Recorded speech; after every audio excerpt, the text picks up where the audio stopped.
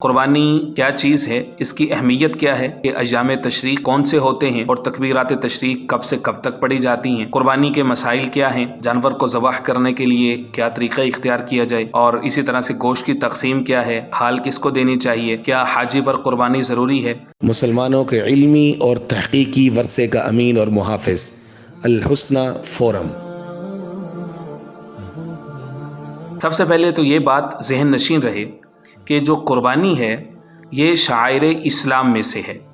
اسلام کے اہم ترین ارکان میں سے ہے، لہذا جو بھی شخص صاحب نصاب ہے، جس کی تفصیل ہم بعد میں عرض کریں گے، جو بھی شخص صاحب نصاب ہے اس کو چاہیے کہ وہ قربانی سے ہرگز نہ بھاگے اور وہ قربانی کرے۔ شاعر میں سے ہونے کا ایک مطلب یہ بھی ہے،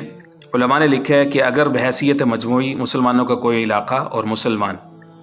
اگر وہ قربانی سے انکار کر دیں، قربانی سے معذوری ظاہر کریں، تو ایسے لوگوں سے جہاد کیا جائے گا، حتیٰ کہ وہ دین کے جو شاعر ہیں یا اہم ترین فریضہ ہے اس کو دوبارہ سے قائم کرنا شروع نہ کر دیں۔ ایام تشریق کو ایام تشریق کہا کیوں جاتا ہے،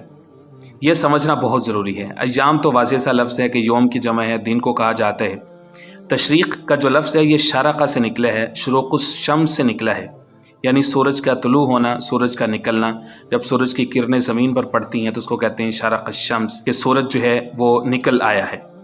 اس کو ایام تشریق کیوں کہا جاتا ہے، نہایہ میں یہ لکھا ہے کہ سمیت بذالک من تشریق اللحم وهو تقدیدہ وبسطہ فی الشمس لیجف، کہ اس کو اس وجہ سے کہا جاتا ہے کہ گوشت کو سکھانے کے لیے لوگ دھوپ کے اندر یا سورج کی شعاؤں کے سامنے رکھ دیتے ہیں، اس کو پھیلا دیتے ہیں تاکہ اس کو خشک کیا جا سکے اور اس کو سکھایا جا سکے۔ لأن لحوم الاضاحی کانت تشرق فیہا بمنا، منا کے اندر لوگ اس طرح سے سکھایا کرتے تھے۔ اب کیا ہوتا ہے کہ جی ایام تشریق کے ساتھ ہی تکبیرات تشریق کا بھی آغاز ہو جاتا ہے۔ تکبیرات تشریق کو بھی ساتھ لے لیتے ہیں۔ تکبیرات تشریق سے مراد یہ ہے کہ 9 ذی الحجہ کی فجر سے لے کر کے 13 ذی الحجہ کی عصر تک، ان 5 دنوں میں ہر فرض نماز کے فوراً بعد، مرد ہو یا عورت ہو، اگر مرد جماعت کے ساتھ پڑھ رہے ہیں تب بھی، اگر جماعت کے بغیر انفرادی نماز پڑھی ہے تب بھی، کم از کم ایک دفعہ بآواز بلند یعنی جہراً یہ تکبیرات پڑھنا اس کے لیے واجب ہے۔ اللہ اکبر لا الہ الا اللہ واللہ اکبر وللہ الحمد۔ پہلے 2 دفعہ تکبیر ہے اللہ اکبر، پھر ایک تحلیل ہے یعنی لا الہ الا اللہ، پھر 2 دفعہ تکبیر ہے واللہ اکبر، اور آخر میں تحمید ہے وللہ الحمد۔ کم از کم ایک دفعہ پڑھنا واجب ہے۔ عورت گھر پہ نماز پڑھے گی، چونکہ اس کی عورت کی آواز کا بھی پردہ ہوتا ہے، تو اگر گھر میں جو ہے وہ نامحرم نہیں ہے تو پھر وہ قدر بلند آواز سے بھی پڑھ سکتی ہے، لیکن وہ آہستہ آواز سے پڑھے تو وہی بہتر ہے عورت کے لیے۔ کہ ایام تشریق کا جو وجہ تسمیہ پر بیان ہوئی ہے، یعنی گوشت کا خشک ہونا، قربانی کا گوشت، اور اس کا آغاز ہوتا ہے ایام نحر سے، اور ایام نحر یعنی جو قربانی کے دن ہیں وہ کون سے ہیں، وہ 10 ہیں، 11 ہیں اور 12 ہیں۔ 12 کی غروب آفتاب سے پہلے تک قربانی جو ہے وہ کر سکتے ہیں۔ دن میں کر لیں تو وہ زیادہ افضل ہے، رات کی قربانی سے جو ہے وہ اجتناب کرنا چاہیے، کیونکہ اس میں جو ہے وہ بعض دفعہ جانور کی رگیں کٹنے میں کوئی مسئلہ ہو سکتا ہے یا کوئی اور پریشانی ہو سکتی ہے، لیکن چونکہ جدید زمانہ ہے تو اس لیے رات کی قربانی میں کوئی حرج نہیں ہے، لیکن افضل یہ ہے کہ دن کے اوقات میں قربانی کر دی جائے۔ اب 10 کو قربانی کی، ظاہرہ اس دن بھی گوشت خشک کرنے کا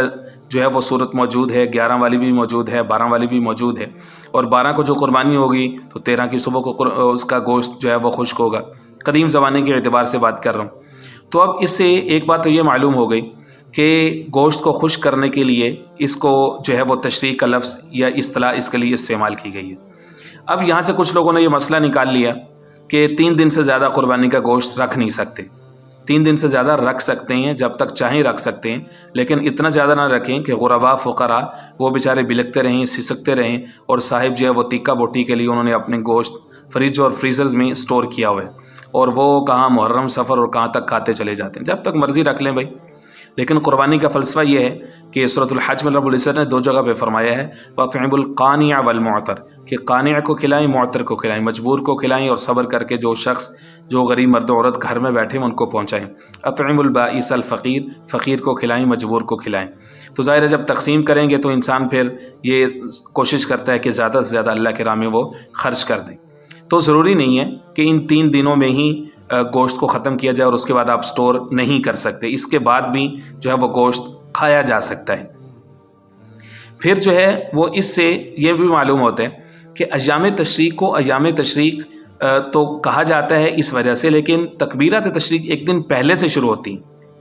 تو اس لیے تقریباً ان تکبیرات کے ساتھ تشریق کا لفظ بولا جاتا ہے، کیونکہ اکثر و بیشتر ایام ان تکبیرات کے اندر شامل ہوتے ہیں، یعنی 10، 11 اور 12 کے۔ تو اس طرح سے ایام تشریق بھی ہمارے سامنے آ گئے، تکبیرات تشریق بھی ہمارے سامنے آ گئے، اور اس کے علاوہ کچھ قربانی کے مسائل ہیں وہ بھی آپ کے سامنے انشاءاللہ العزیز ہم رکھیں گے۔